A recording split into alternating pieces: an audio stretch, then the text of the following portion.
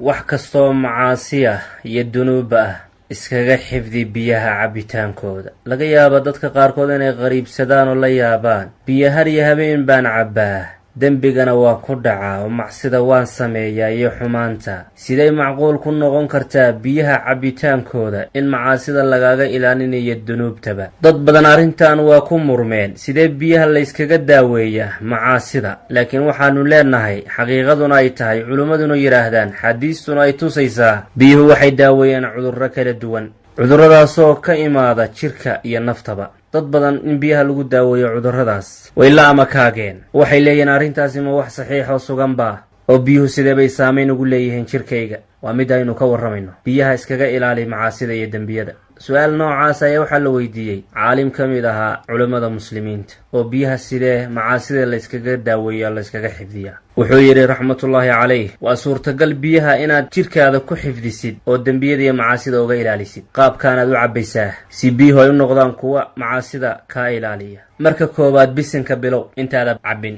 cabbidda koowaad bismillaahi dheh, kadib alxamdulilaahi dheh. waa marka koowaad. biyahaad cabbaysaa waad joojinaysaa adoo bisinka u qabtay marka hore, kadib baad leedahay alxamdulilaah. kadib baad dib mar labaad u bilaabaysaa biyihii adoo bismillaahi dhahaya, kadib baad istaajinaysaa alxamdulilaahi baad leedahay. mar saddexaad baad dib u bilaabaysaa adoo bisinka ku bilaabaya, kadib baad leedahay alxamdulilaah. waa 3 jeer, oo arrintaasi waa soo celcelinaysaa ilaa 3 jeer adoo magaca ilaahay xusaya, adoo ilaahay ku mahadinaya. markaasna magaca ilaahay baad ku xustay biyahaas, biyihiina xaggay galeen? calooshaaday galeen ayagoo bisinka ilaahay ku socda. idan jirkaaday ka ilaalinayaan macaasida iyo xumaanta, xagga daacada iyo wanaaggana waa u jiidayaan, dembiyadana waa karaahaysanaysaa, waad nacaysaa insha allah. jawaabtan waxay ku dhisan tahay xadiiska nabigeena calayhi salaatu wasalaam. xadiiska waxaa ku soo arooray, markaad biyo cabbaysaan 3 qaybood u qaybiya, yacni biyaha 3 jeer cab.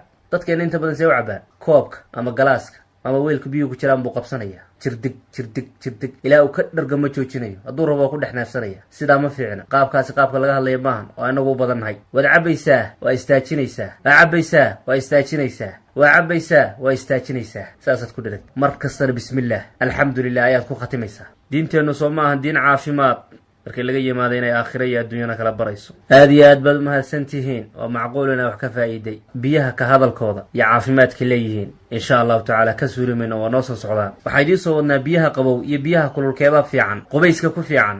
waxaa kaloo idiin soo wadnaa biyaha ma ku daaweyn karaa sixirka iyo haya, jinka iyo cudurrada nafsaanigaaba insha allah waa soo socdaan. aad iyo aad baa mar labaad umahadsan tihiin. asalaamu calaykum waraxmatullaahi wabarakaatu.